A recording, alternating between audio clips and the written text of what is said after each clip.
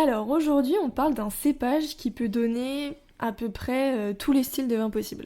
Oui. Alors un cépage, faut peut-être le rappeler, un cépage, c'est une variété de raisins. Voilà. Comme dans les pommes où il y a des golden, des galas, des chanteclers, voilà. Dans le raisin, il y a du pinot noir et du chenin aujourd'hui dont on va parler. Et pourtant, c'est pas forcément celui que les gens citent en premier quand on leur demande leur cépage préféré. Oui, c'est sûr. Alors on va parler du chenin, sec, moelleux, liquoreux, parfois effervescent. Un seul cépage et pourtant 1000 visages.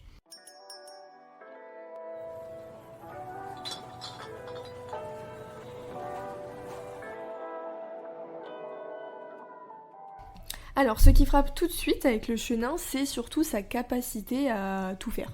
Ah, c'est absolument incroyable, et je connais pas beaucoup de cépages qui savent faire ça. Parce qu'avec une même variété de raisins, on peut produire des vins très secs, des vins très tendus, mais aussi des vins, on dit même des secs tendres. Tu vois, il y a une notion qui est pas vraiment demi-sec, mais intermédiaire entre sec et demi-sec. Des moelleux, des liquoreux, et puis des bulles, beaucoup de bulles.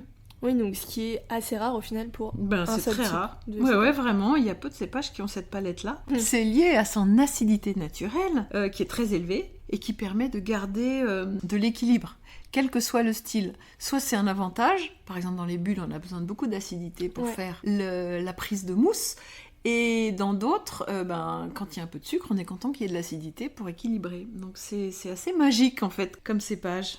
Et quand on parle du chenin, on pense d'abord à la Loire. Oui, c'est clairement son berceau historique. Anjou, Saumur, Vouvray, Montlouis, voilà. Et chaque appellation en donne une lecture totalement différente. Tout à fait, exactement. Alors toutes ne sont pas déclinées dans toutes les formes du plus sec au plus sucré. Il y en a qui sont un peu spécialisés là-dedans. Mais c'est quand même un cépage blanc, donc ça laisse transparaître le terroir. Et est-ce qu'on peut dire que c'est un cépage qui est sensible à son environnement, comme on avait pu le dire aussi dans notre dernier épisode sur le pinot noir ? Mais oui, absolument. Selon les sols, les expositions, le climat...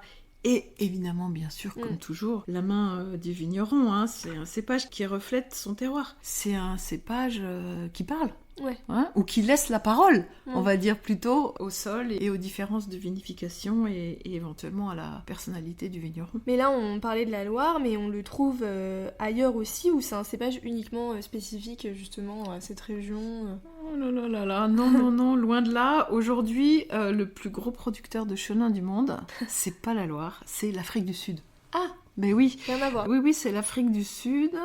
Des Huguenots, quand ils ont été chassés de France, de la région de la Loire, ils sont partis en Afrique du Sud et ils ont pris ce qu'ils savaient, c'est-à-dire leur cépage, le chenin. Ils sont allés planter là-bas. Donc on en trouve beaucoup en Afrique du Sud. C'est même le cépage blanc d'Afrique du Sud. Et on l'appelle aussi chenin ou... Ah non, là-bas ils appellent Steen. Alors ils disent aussi chenin blanc parce que peut-être que ça parle à plus de monde et puis sur leurs marchés internationaux, mais localement c'est Steen, et pendant longtemps il a été utilisé un peu pour des volumes importants, parfois sans grande ambition, mais un peu comme partout dans le monde, il y a depuis quelques années un vrai engouement pour le terroir, voilà, et donc on le retrouve là-bas aussi, avec une nouvelle génération de vignerons sud-africains qui montrent que le chenin peut aussi produire de très très grands vins, précis, complexes. Et pourtant ça reste un cépage moins du grand public que tout le monde connaît, par exemple en comparaison au chardonnay ou au pinot noir, on en entend moins parler, quoi. Ah, c'est vrai, et je pense aussi parce qu'il est assez difficile à résumer. Oui. Finalement, ça peut être à la fois sec, liquoreux, on sait ça, pas. Et puis avoir selon les climats des arômes assez différents et des ressentis en bouche qui se ressemblent pas forcément. Oui, donc c'est difficile à résumer. Donc c'est-à-dire difficile à résumer. Étant donné qu'il peut donner tout type de vin ou presque, on peut difficilement le vendre aux gens en disant le chenin, c'est comme ça ou comme ça peut dérouter bien sûr. Et pour beaucoup, il a l'image d'un vin souvent trop acide ou bien au contraire trop sucré. Oui, ou alors on ne sait pas s'il va être sucré ou pas. Ouais. Tu vois, ça peut être ça. Alors qu'en réalité, il peut être d'une grande finesse quand il est bien travaillé.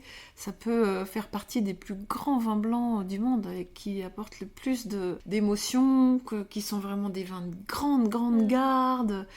Ça peut être des vins à la fois simples et des vins vraiment d'amateurs, de vrais amateurs.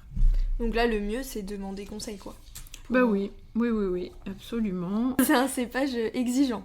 Oui, et c'est pour ça que certains vignerons, ils sont tant attachés. Canner, c'est un petit challenge, bien sûr.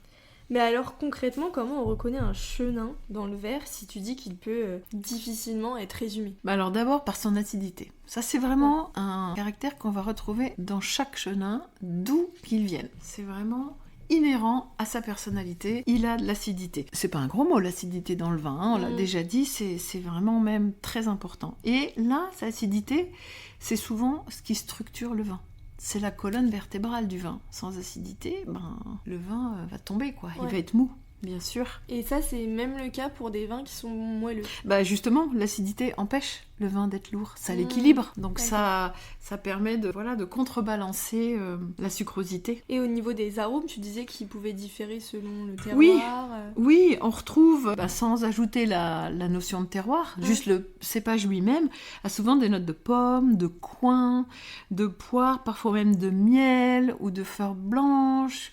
On retrouve le champignon quand il a un petit peu d'âge, voilà. Donc ça c'est le cépage lui-même. Et puis après, c'est le terroir qui va lui donner sa personnalité générale, au-delà des arômes du cépage. Et avec le temps, est-ce que c'est un cépage qui peut vieillir ?